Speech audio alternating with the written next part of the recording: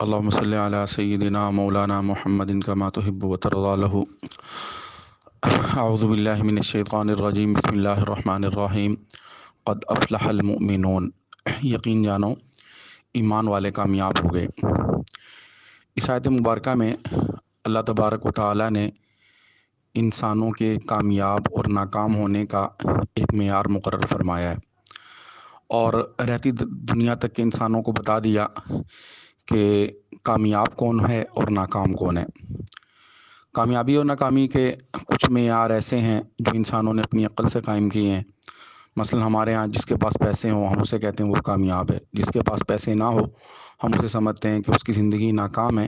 تو یہ انسانوں کے اپنے قائم کیے ہوئے معیار ہیں، یہ انسانی عقل کے قائم کیے ہوئے معیار ہیں. ایک مسلمان ہونے کے ناطے ہم نے یہ دیکھنا ہے، یہ سوچنا ہے کہ ہمارے اللہ، ہمارے جو مالک ہیں، ہمارے جو خالق ہیں، وہ کس کو کامیاب کہہ رہے ہیں اور کس کو ناکام کہہ رہے ہیں.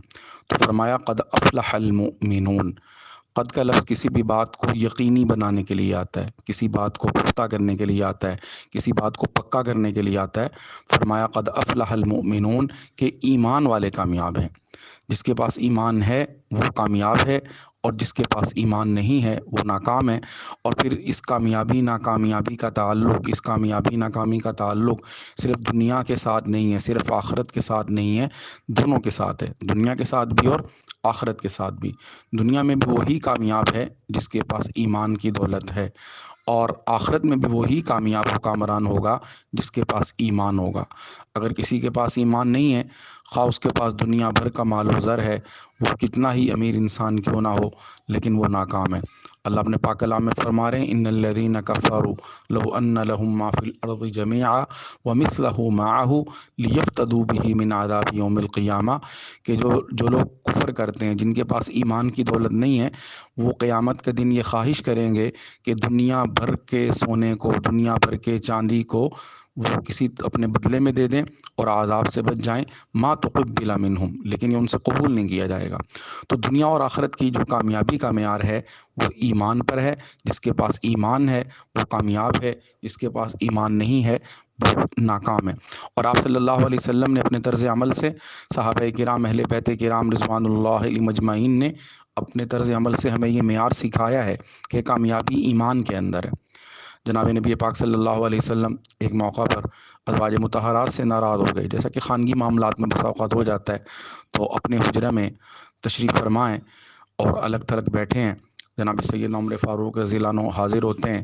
اندر جب حاضر ہوئے تو کیا دیکھتے ہیں کہ آپ صلی اللہ علیہ وسلم کے جو نے قمیص مبارک اتاری ہوئی ہے، اور آپ صلی اللہ علیہ وسلم کی کمر مبارک پر چٹائی کے نشان ہیں. اور جب کمرے پر نظر دوڑائی، حجرے کو نظر گھما کے دیکھا تو کیا دیکھا کہ ایک کونے میں تھوڑے سے جو پڑے ہیں اور ایک پانی کی مشک ہے. تو یہ کل متاع ہے دونوں جہاں کے تاجدار کی. جب یہ منظر جناب سیدنا عمر فاروق رضی اللہ عنہ نے دیکھا تو آنکھوں میں آنسو آ گئے. روایت میں آتا ہے آپ صلی اللہ علیہ وسلم لیٹے ہوئے تھے اور فرمانے لگے کہ اے عمر رو کیوں رہے ہو؟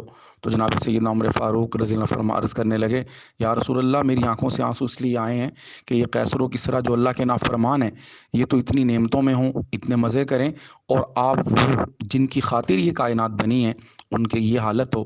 تو میری آنکھوں میں آنسو آ گئے. تو آپ صلی اللہ علیہ وسلم لیٹے ہوئے تھے، اٹھ کے بیٹھ گئے اور فرمانے لگے اے عمر، میں تو تجھے بڑا سمجھدار خیال کرتا تھا. جیسے ایک استاد اپنے شاگرد کو سمجھانے کے لیے کہتا ہے، سارے صحابہ آپ صلی اللہ علیہ وسلم کے شاگرد ہیں. فرمانے لگے اے عمر، میں تو تجھے بڑا سمجھدار خیال کرتا تھا. پھر فرمایا کہ اے عمر، دنیا سے میرا صرف اتنا ہی تعلق ہے جتنا کہ ایک آدمی سفر پہ جا رہا ہو اور تھوڑی دیر سستانے کے لیے کسی درخت کے نیچے بیٹھ جائے. تو یہ سمجھایا، اپنے عمل سے سمجھایا کہ کامیابی ناکامی دنیا کی چیزوں میں نہیں ہے. اور یہی معیار چونکہ صحابہ کرام کو سمجھ آ گیا تھا. اب صحابہ کرام کی جان جاتی ہے، صحابہ کرام کو نیزہ لگتا ہے، زبان سے آواز نکلتی ہے فزت برب الکعبہ، رب کعبہ کی قسم میں کامیاب ہو گیا. تو کیونکہ ان کو پتہ ہے کہ کامیابی ناکامی دنیا میں نہیں ہے، کامیابی ناکامی اللہ کو راضی کرنے میں ہے۔ یہی کامیابی کا معیار اہل بیت کرام نے ہمیں سکھایا۔ کربلا کے میدان میں جناب سیدنا امام حسین رضی اللہ تعالیٰ عنہ کے سامنے ان کے خاندان کے لوگ شہید ہو رہے ہیں، جناب سیدنا علی اصغر رضی اللہ تعالیٰ عنہ گود میں ہیں، ان کو جب تیر لگا تو جناب سیدنا حسین رضی اللہ عنہ نے ان کا خون اپنے ہاتھ میں لیا اور آسمان کی طرف نگاہ اٹھا کر عرض کی کہ یا اللہ اگر آپ اس میں راضی ہیں تو میں اس میں بھی راضی ہوں، مجھے آپ سے کوئی شکوہ نہیں، مجھے آپ سے کوئی گلہ نہیں۔ تو بہرحال خلاصہ یہ ہے کہ ہم اگر کامیاب ہونا چاہتے ہیں تو ہمیں ایمان کو اپنانا ہوگا، اور ایمان کے جو تقاضے ہیں ان پہ عمل کرنا ہوگا۔ اب ایمان کے تقاضے کیا ہیں اور ایک کامیاب مومن کیسا ہوتا ہے، ان کی صفات کیسی ہیں، قرآن پاک کی روشنی میں انشاءاللہ وقتاً فوقتاً عرض کی جائیں گی۔